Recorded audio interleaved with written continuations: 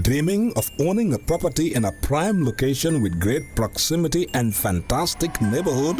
EJ Investments Sanyang Seaview Estate is the best choice you have been waiting for. Our Sanyang Seaview Estate is approximately 15 minutes drive away from the busy hub of Brusubi roundabout and into the heart of nature, where you can have a peaceful and relaxed lifestyle with your family. You can buy a finished 4-bedroom story with 5-year flexible payment plan or a service plot with 2-year payment plan option. With over 300 homes, you will enjoy big tar roads with covered drainage, modern electrification with solar street lights, gated entrance with security post, and a breath-catching experience of our beautiful sea view and lake view. You can own a home today at our Sanyang Seaview Estate. Call us today on 446-4838 or 325-9220. Visit our website on ejinvestments.net.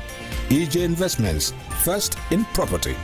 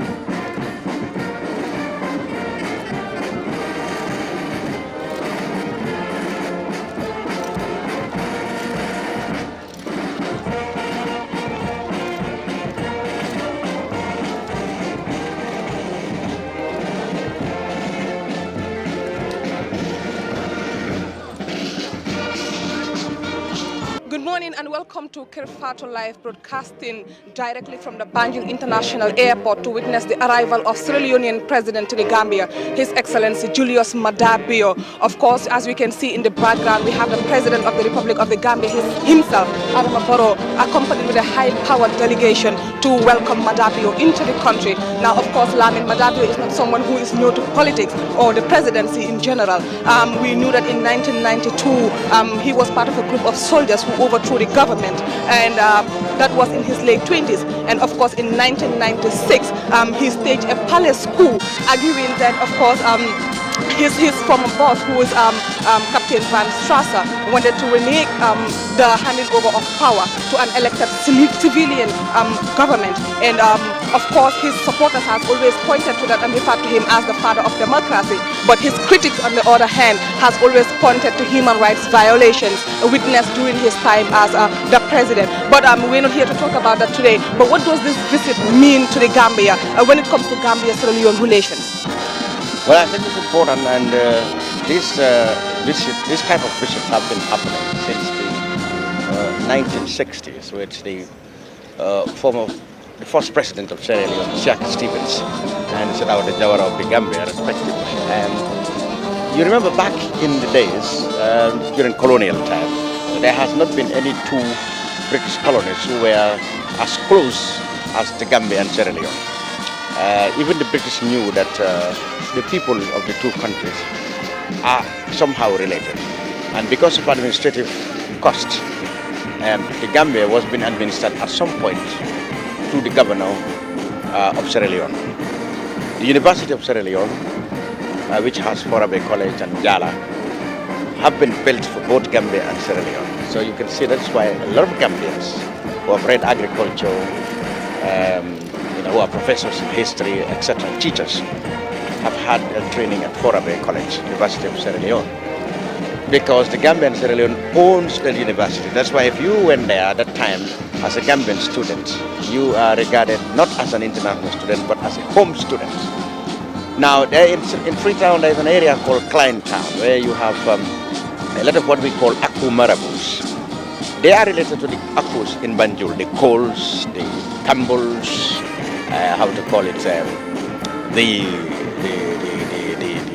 what are names you can find here. We have the Camaras. The Camaras as well.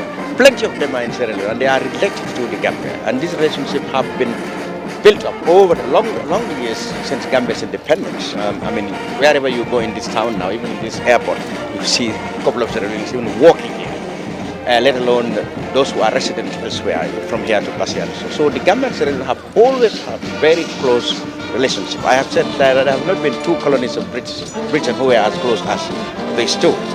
Now, President Bio, like you said, you are right, has a lot of connections with power. Like you said, he was credited for returning the country to civilian rule in 1996. That resulted in the election of Tijan Kaba. And that is why when he came back to seek election himself, well, he failed on the first attempt, but the second attempt he won. And like you said, he's been credited to be somebody who actually fought for the restoration of democracy in Sierra Leone. So it's important that he's visiting the Gambia for the first time since he came to power. And it will be, I think, the first time President Barrow too is meeting him here in the Gambia. So the visit is significant in many ways. Thank you very much, Lamin. It looks like the plane is already here landing. Let's now go with that.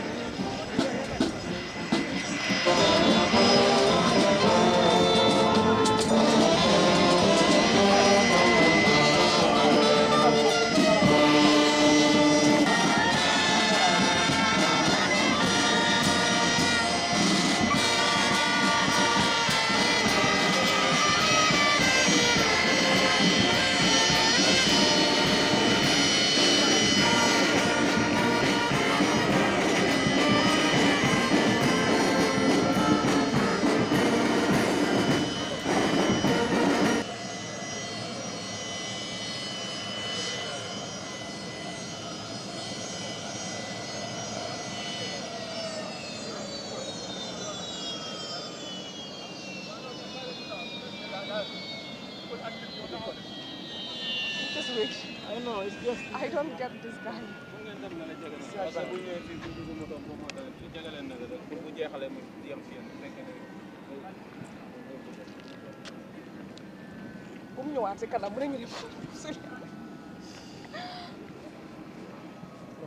Mic is fine.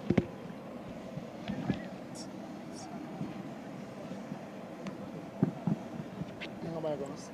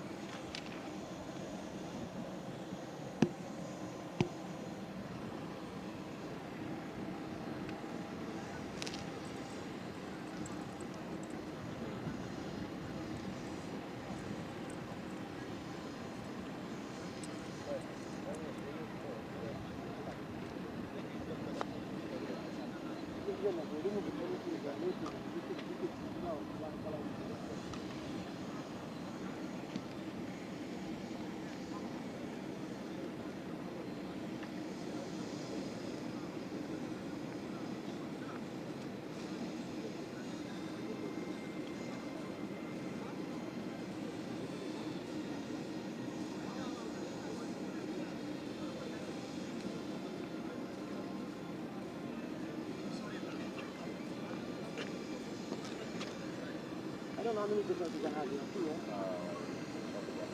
1 hour so.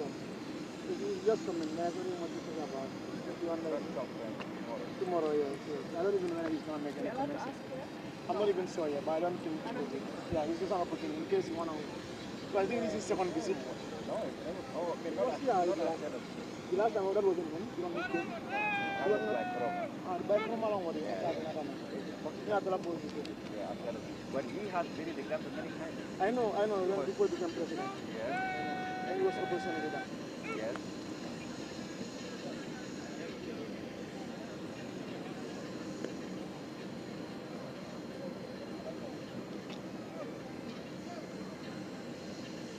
Ahora la frente.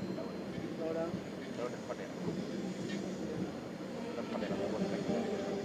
Di mana Padera?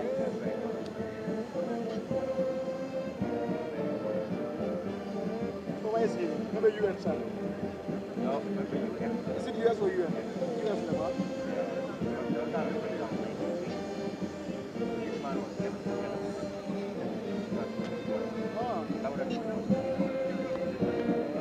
Those days. Yes. There we are in the same one. For a bit. Yes,